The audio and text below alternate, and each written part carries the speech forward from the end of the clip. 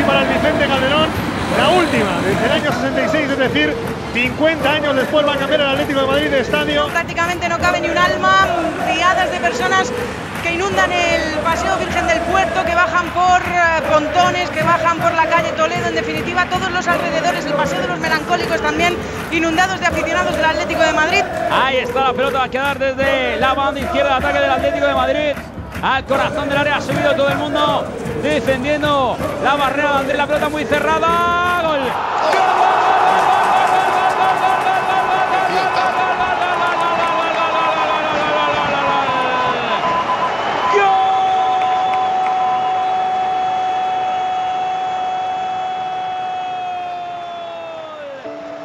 Para un atlético de mi generación, con mi edad más o menos y con el momento en el que yo me hago seguidor del Atlético de Madrid, que es con 3-4 años, justamente en la época de la consecución de la Intercontinental, la derrota en esa final de Copa de Europa.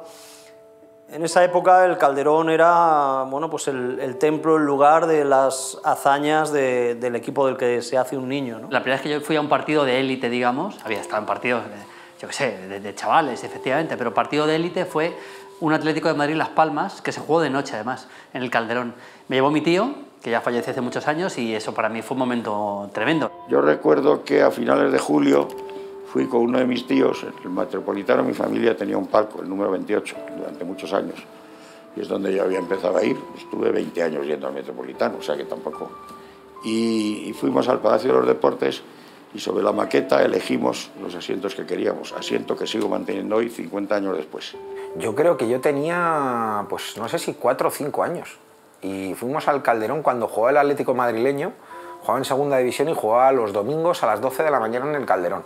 Y creo hasta recordar que la entrada era gratis en el Manzanares, y ahí me llevaba mi padre y veíamos al Atlético madrileño. En una vida en blanco y negro como la que vivíamos entonces, porque la televisión era en blanco y negro, y ya sabéis que eso es muy importante para formarse una idea del universo que nos rodea, pues apareció ante mí con todo su color, con todo su esplendor, el césped verde, los focos de un partido nocturno en verano. Llegas a la grada y ya ves el estadio todo verde. Además recuerdo que había empezado ya el partido cuando llegamos, encima de noche con los focos. Me pareció impresionante y como me impactó mucho, ¿no?, ese partido. No sé por qué, pues yo me hice de ese equipo y me mezclaba muy bien el verde del césped con el uniforme habitual del Atlético de Madrid, que era muy característico en esa época, no se cambiaba tanto de tonalidades, de camiseta. Ves a estadios remodelados, por ejemplo Maracaná. Maracaná lo han remodelado, han dejado muy bonito, pero ya ha perdido ese aura de estadio antiguo, esa sensación de que estás en otro sitio, aunque no es verdad, estás en Maracaná, pero parece que no estás en el santuario donde se han jugado partidos tan importantes, igual que pasa con Wembley. Y eso en el Calderón evidentemente no le ocurre. Estábamos hablando siempre pues, de los templos sagrados del fútbol, ¿no?, de Wembley, Maracaná, el Bernabéu, el Camp Nou. Bueno, yo creo que el Calderón está entre los mejores estadios del mundo.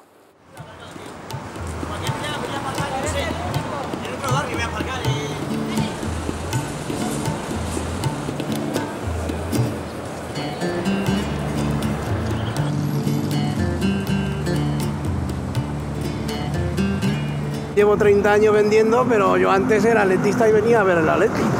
Ya son 50 años lo que llevan aquí. Pues recuerdo pues unos buenos y otros peores, claro, unos malos también, depende. Si ganas son buenos y si pierdes son peores. Cuando bajó a segunda división se vendía mucho más que en primera. Fíjate qué cosas más raras.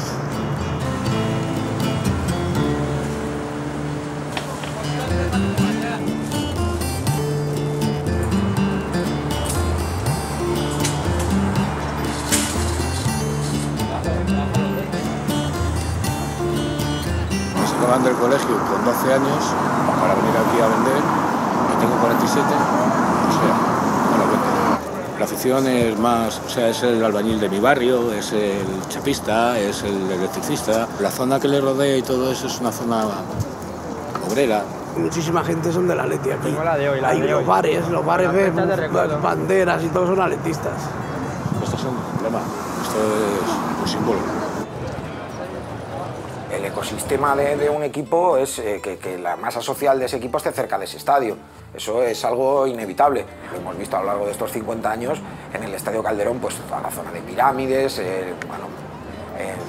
no sé, Paseo de Pontones, toda esta zona es un nido de atléticos, ¿no? Los equipos al principio eran de barrio, O sea, el Madrid dominaba en el barrio de Salamanca y de Pardiñas, la Gimnástica en el barrio de Argüelles, el Español de Madrid en el barrio de los Jerónimos, el Racing en Chamberí, el Atleti tenía el campo en la esquina opuesta al del Madrid. Uno O'Donnell con Narváez y el otro Narváez con O'Donnell.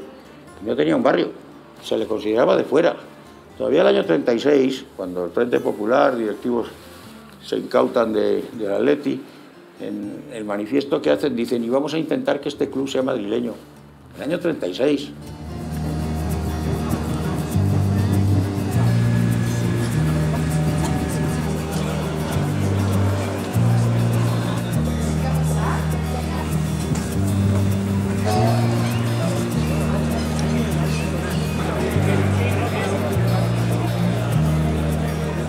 Esta zona india de toda la vida. Claro. En general tú miras los bares, la gente y casi todos son atléticos. Esto es una familia. Aquí solo tengo ya cosas positivas.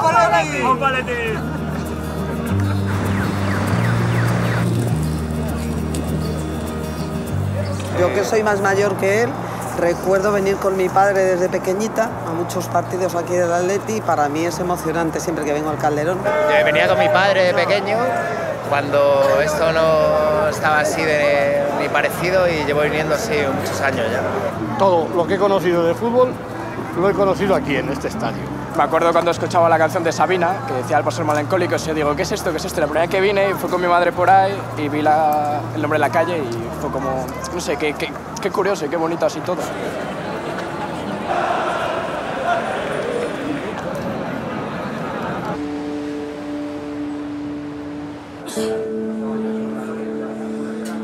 Montamos el bar realmente no pensando en los partidos, sino en atender a los clientes y a la gente del Atlético de Madrid. Es un bar atlético al 100%, ¿no? Son todos los que vienen realmente son del Atlético de Madrid. La gente del día del fútbol es espectacular, es lo mejor que hay. Luego ya antes de semana está muerto esto. Y nada más cuando trabajamos los días de fútbol. Y vivimos del fútbol, claro. Si se llevan al estadio, cerraremos todos. Aquí no hay vida. La lógica es que la mayoría tengan que cerrar o cambiar totalmente su forma de funcionamiento, ¿no? Viven del fútbol, quiere decir, igual que nosotros, el 60% nuestro es del fútbol. Lo ideal hubiera sido quitar el actual Calderón, echarlo a un lado, coger un estadio espectacular y ponerlo en el mismo sitio. Para mí hubiera sido lo ideal, porque además, desde que yo conozco un poco ya la realidad del Calderón, del Atlético, desde que yo llego a Madrid en el año 90, la ubicación del Calderón ha tenido mucho que ver en lo que es el Atlético de Madrid, en quién es del Atlético y quién no. Hay que recordar que el Estadio Vicente Calderón se pagó con el dinero de todos los socios del Atlético de Madrid. Yo inauguré este estadio hace 50 años, el 2 de octubre del 1966. Hay mucha gente, compañeros como yo, mayores como yo, que viven por aquí también. No van a ir tampoco, me lo han dicho. Vamos a sentir, el último partido nos costará derramar alguna lagrimilla, pero bueno. ¿Por qué no cambian el de la Castellana, que estorba más? Pero como somos el Atleti, pues nos hacen esta putada. Creo que no nos han dejado decidir nada, ni siquiera el nombre del estadio. Creo que se nos ha mentido en muchos momentos de este proceso. Creo que se ha dejado morir al Vicente Calderón, no haciendo obras de mantenimiento que se podrían haber hecho y para que nos quedásemos aquí. Y en fin, pues creo que en definitiva pues, que nos vamos contra nuestra voluntad. Aquí ha habido un problema, porque siempre los hay en el Atlético de Madrid, que quizás no es la mejor de las comunicaciones entre lo que son los dueños del club y la afición, ¿no? Y la masa social. Pero yo, como abonado del Atlético de Madrid, como periodista, como usuario del Calderón, considero absolutamente agotada esa zona. El estadio, bueno, supongo que pensando que se iban el Atlético de Madrid a cambiar a un estadio nuevo y mejor, pues no ha acometido las reformas que tenía que haber acometido en los últimos años, e ir al Calderón ahora mismo es incómodo. Es incómodo, es un estadio viejo, ir al baño, bueno, es una pequeña aventura. Entonces son cosas que ahora mismo en el fútbol de ahora pues están absolutamente superadas y que vamos a disfrutar, vamos a gozar a partir de la próxima temporada. Me parece que el fútbol, la modernidad se tiene que imponer. Yo creo que al final me parece lógico un estadio más grande, un estadio con más comodidades, cuando las tengan, con los accesos, etcétera, y me parece que es una cosa lógica, están haciendo muchos equipos, hay muchísimos, el Tottenham está haciendo un estadio nuevo ahora, el Arsenal lo hizo no hace mucho, del viejo Highbury al actual estadio, el Manchester City. Si te das cuenta, muchísimos equipos han ido cambiando de estadio para hacer estadios mejores. Te decía, por ejemplo, el Lille. Bueno, es que hay casos, muchos casos en todo el mundo, ¿no? Entonces, me parece lógico un traslado a un estadio más moderno y mejor. Bueno, y yo no sé lo que va a pasar con el nuevo campo. Yo, por supuesto, ya he reservado mi asiento. Hay que hacerlo porque ya somos bastantes aficionados. El tiempo manda y el estadio se queda un poco obsoleto. Nos hace falta tener un campo de acorde con la categoría del equipo que tenemos.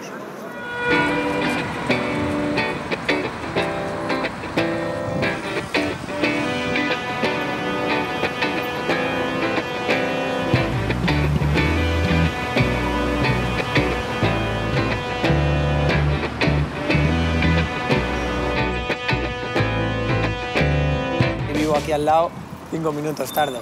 Lo malo va a ser la gente que va a venir, que va a haber yo creo que bastantes problemas. Se cree que van a hacer una remodelación completa de la zona, pero creo que va a ser muchos más problemas de lo que va a traer. A mí me parece genial, porque vivo por la zona, además los accesos dicen que van a estar bien, aunque van un poco con retraso, pero va a ser buen estadio y bueno, tener uno de los mejores estadios del mundo es fenomenal.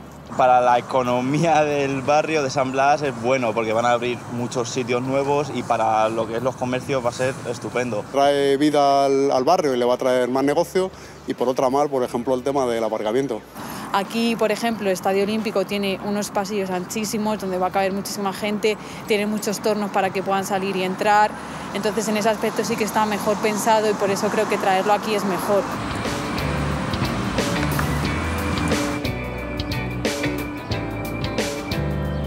En general hay mucha gente del Atleti, yo conozco ya varias peñas en varios bares de la zona y hay mucha gente del Atleti, yo creo que más incluso que en el Calderón. Pero hay mucha gente que vive aquí que son como nosotros, son atléticos también. Es un barrio que siempre se ha conocido por la juventud de Canillejas, hay mucha gente del Atleti, pero sobre todo es madridista. El Atleti va a venir aquí, la gente como que empieza a gustarle más y yo sí que veo mucha gente que es del Atleti aquí. También hay gente del Madrid, pero yo creo que hay más gente del Atleti.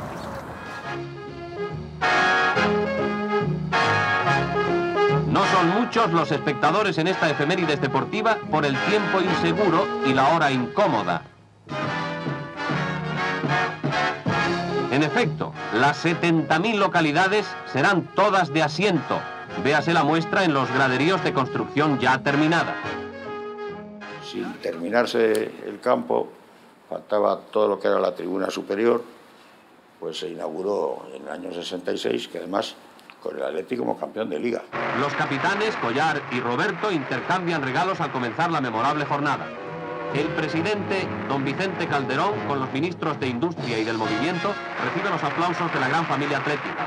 Y una mañanita, pues, inauguramos contra el Valencia, un día lluvioso además, a la 1:15, una hora absurda, pero había que televisarlo y lo que tampoco teníamos todavía era iluminación en el Calderón. Un centro largo de Cardona es recogido de cabeza por Luis, que remata el único gol atlético y el primero que se marca en el estadio del Manzanares. El nombre de Luis pasa también a la historia del club.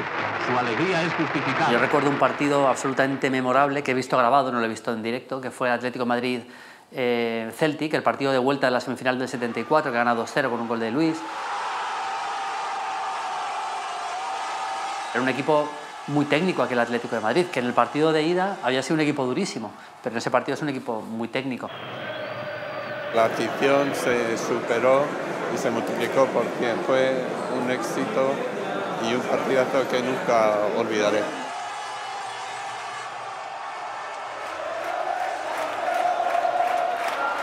Como siempre, se te quedan los más importantes o trascendentales.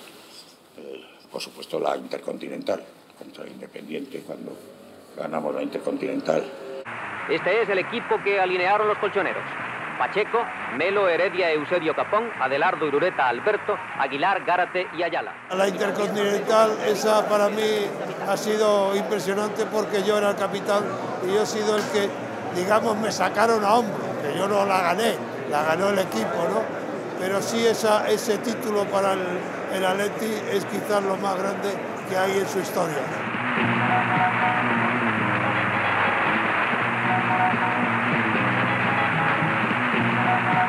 En cuanto a lo más reciente, la victoria contra el Bayern en Champions, también en casa, es un partido de buen ritmo.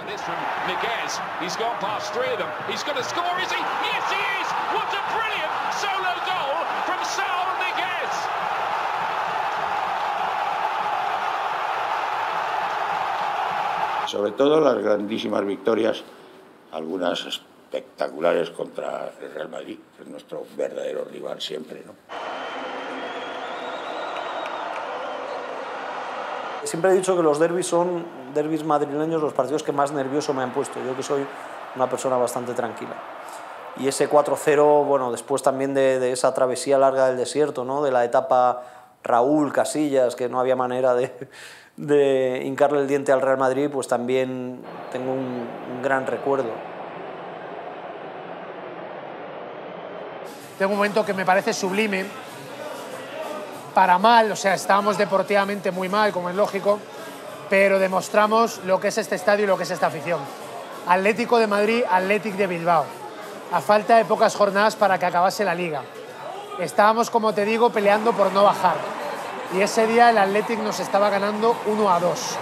De repente empezó a granizar, pero granizo de bolas, del que hace daño, del que te hace daño. Y el partido se interrumpió. El árbitro mandó a los equipos al vestuario y nosotros en el estadio, con el equipo fatal deportivamente, perdiendo ese partido, con un granizo como pelotas de tenis, alzamos las bufandas y las banderas y empezamos a cantar bajo el granizo, sin jugadores en el césped, el himno del Atlético de Madrid. Increíble. Después de lo que ha caído antes en forma de agua, ahora en forma de hielo. Terrible tormenta. Curiosamente, una exhibición en el Calderón. Hay una que es de Romario, pero pierden. Romario marca 3 goles en un Atlético 4, Barça 3. Marca 3 goles en media hora, como mucho. Aparte que manda un balón al larguero en otra jugada muy parecida. Es una exhibición absolutamente deslumbrante de Romario en aquel equipo, que era el Dream Team, con Guardiola, con Laudrup, que además le va a dar un pase de gol magnífico. Pero al final el Atlético de Madrid acaba remontando. Se fueron al descanso 0-3 con 3 goles de Romario y el Atlético de Madrid, que no tenía un gran equipo, le dio la vuelta con goles de Koseki, de Pedro, de Caminero. Hizo un auténtico partidazo con el Cacho Heredia de entrenador, fíjate de lo que estamos hablando. Porque además a uno de mis hijos en el descanso, todavía era niño, ahora ya es muy mayorcito, le dije, no te preocupes que vamos a remontar. Pues a lo mejor se lo dije un poco para consolarle porque estaba eso, pero remontamos y desde entonces mi hijo cree que sabe muchísimo de fútbol. ¿Sí? El Atlético con uno menos le ha dado la vuelta al partido. 4-3. No me parece que el Atlético haya tenido un patrón de juego tan marcado tantos años en la historia como para decir que se ha jugado un tipo de fútbol, como sí puede pasar en Barcelona, ¿no? Me gusta pues que un equipo trate de dominar, de mandar en el partido, de crear muchas ocasiones, que su principal vocación e incentivo en un partido sea marcar goles y estar en campo contrario. Y entonces aquel Atlético de Madrid del doblete era un equipo espectacular para verlo, ¿eh? Ya fueras más o menos del Atleti, era un equipo con jugadores de mucho talento, ¿no? Fue un cambio radical que fue pasar de que el Atlético de Madrid contragolpeara a que el Atlético de Madrid dominara los partidos. Eso pasó con Radomir Antic. Y yo creo que fue una etapa bonita en el sentido de que era un Atlético muy ofensivo. Jugaba francamente bien, con jugadores de todo tipo. Por un lado Kiko, por otro lado el Cholo Simeone, por ejemplo. Acobardado en la zona de atrás, el remate, gol. Gol de Simeone. Gol del Atlético de Madrid, Diego Pablo Simeone. Caminero era para mí el mejor jugador de España en esos momentos. Penner se decía que estaba casi acabado y ese año marcó 16 goles. Milinko Pantic fue un descubrimiento, un grandísimo jugador que vino porque Antic se empeñó en que viniera. Milinko Pantic, que fue el verdadero espíritu y creativo de ese Atleti del doblete, ¿no? Yo estuve solo en 3 años en Atlético de Madrid y la verdad lo primero que te puedo decir es que me ha tratado muy bien, siempre, desde minuto 1 hasta el último minuto.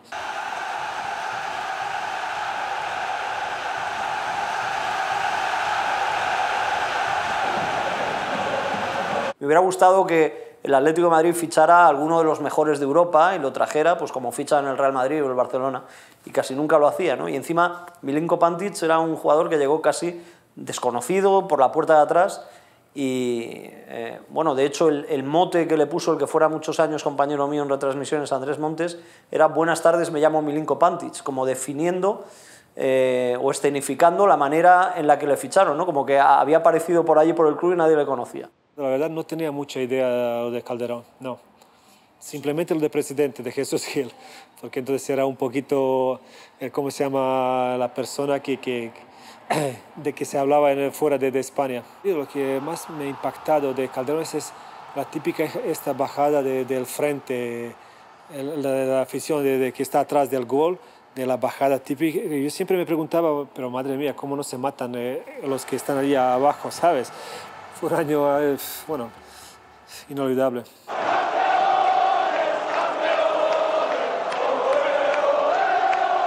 Ha habido muchísimos partidos y muchísimos recuerdos buenos y malos. Y lo bueno, por supuesto, cuando se gana la Liga, el último partido contra Albacete. Esos 2 goles de decir, oh, por fin, una Liga, ¿no? Tanto tiempo después. Ahí está el segundo. Puede llegar el segundo, Kiko.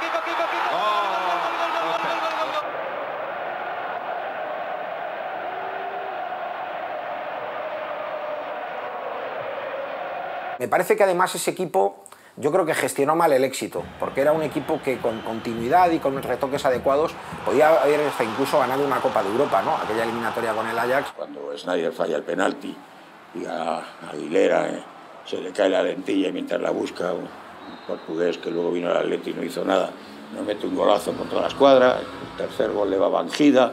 Bueno, una cosa pues lamentable, porque teníamos un equipo que le habíamos ganado al Borussia en su casa y luego el Borussia ganó esa Copa de Europa y habíamos quedado por delante en la fase de grupos, por delante del Borussia. Es la sensación de todos, pero bueno, tú sabes cómo es el fútbol. Cuando menos esperas algo, te surgen las cosas o ganas algo, porque nosotros cuando venimos aquí y fichamos por Atlético de Madrid, el año anterior Atlético de Madrid se salvó en la última jornada de no bajar a la segunda división. Entonces, bueno, ganas la Liga, ganas el doblete y todo el mundo pensando, bueno, esto va a durar mucho, pero después el fútbol es caprichoso. Aquí termina esta bellísima eliminatoria. Creo que el Atleti puede presumir y sentirse orgulloso de haber tenido 9 espectaculares, de los mejores del mundo, porque hemos tenido a Hugo Sánchez, a Falcao, a Diego Costa, auténticas bestias del gol que han marcado esos goles para el Atleti y creo que merece recordarlos. Vieri, me puedo quedar con Hasselbaink, que yo creo que es un gran olvidado en la historia y que le dio mucho al Atlético de Madrid. Juninho era un grandísimo jugador. Más allá de que tuviera la cabeza como la tiene, el Kun Agüero ha sido de los mejores jugadores o de más clase que he visto en el Atlético de Madrid. Falcao ha sido extraordinario, un portento, es el que más goles ha marcado en el Calderón en un partido de Liga, 5 goles en un partido. Futre, que me ha parecido seguramente el Atlético con más características de galáctico en toda su historia, ¿no? Porque realmente yo creo que era el mejor jugador de Europa cuando lo ficha Gil, ¿no? Para el Atlético de Madrid en el 87. La persona, el jugador que a mí más me ha despertado los sentimientos agradables, eso ha sido Enrique Collán, que fue el primer niño que tuvimos muchísimo antes de que soñáramos en que estuviera Fernando Torres. Me quedo con Adelardo, que era un jugador de muchísimo talento, un gran talento. No tanto con Torres, que sé que es un mito del Atlético de Madrid, pero me parece que no ha tenido tanto nivel como para ponerle ahí entre los más grandes, ¿no? Kiko a mí me fascinaba, porque quizá no se valora tanto en un delantero virtudes que a lo mejor son imprescindibles en un centrocampista, ¿no? Y Kiko las tenía todas.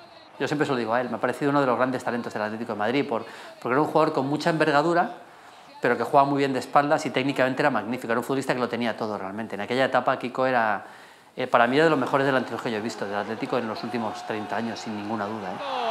Kiko volvió a ser la solución, tenía que ser... De los entrenadores, pues en estos 50 años hemos tenido casi 50 entrenadores, porque sobre todo en la época de Gil ha habido años que ha habido 6 y 7. Casi que se hablaba el chiste aquel de que Gil consultaba con Imperioso y le decía, Imperioso, ¿qué hago? ¿Sigo con el entrenador o no? Y si Imperioso relinchaba, lo echaba, ¿no? El Atleti de Marcel Domingo fue, desde mi punto de vista, por lo menos a mí me lo parece, el que mejor juego desarrolló en el campo. Pero me quedaría con Luis Aragonés, la etapa de Luis Aragonés, que es una etapa de los años 70, y, bueno, la primera, ha habido varias, pero la primera de los años 70, cuando él prácticamente deja de ser jugador para pasar a ser técnico. Desde que era niño, pues yo lo tenía absolutamente idolatrado. Yo creo que es un hombre que sabía de fútbol, que era, aunque a él no le gustara que se lo dijeran, era un auténtico sabio, y que creó mucha de la leyenda del Atlético, en el sentido de que él ideó el contragolpe, él apostó por buscar los espacios, él jugó con carrileros. Yo creo que Luis ha sido legendario y que tenía un respeto de toda la parte de la afición del Atlético. El día que murió, que falleció Luis Aragonés, a los 2 días tuvimos partido aquí en el Calderón contra la Real Sociedad. Hicimos un tifo, hicimos una quedada en la puerta 8 antes de entrar, se llenó aquello de velas, de fotos, cantamos Luis Aragonés y tal, y ese fue un recuerdo también espectacular. La sabiduría de Luis, con mejores o peores plantillas, ha sabido darle al Atleti un contenido, ¿no?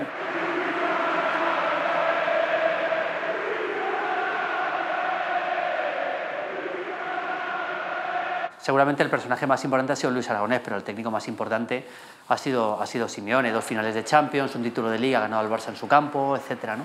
Si hablamos de lo que es un ídolo, la bandera del Atlético de Madrid, probablemente Simeone representa todos los valores de los aficionados del Atlético y para mí es el mejor entrenador del mundo. El Atlético de ahora, yo creo que lo importante no es el estilo que tiene, lo importante es lo que tiene en la cabeza y lo que tiene en el corazón. ¿Qué tiene? Pues un ardor guerrero. Yo creo que toda la gente sabe que con Simeone no importa la táctica, no importa el estilo, si juega al ataque o al contragolpe. Lo que importa es que el Atleti es más duro que los clavos de un ataúd.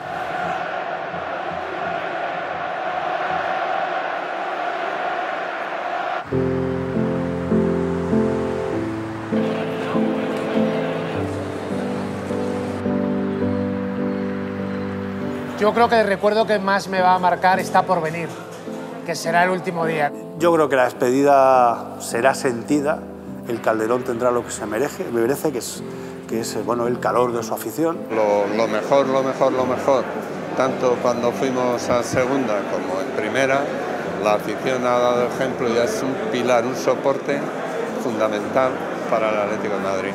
Dese cuenta de que el Atleti está por encima de todos. Yo he visto morirse a mi abuelo, a mi padre, a Gil, a Calderón, me moriré yo y el Atleti seguirá por encima de todos nosotros. Alguien vendrá detrás que seguirá siendo del Atleti.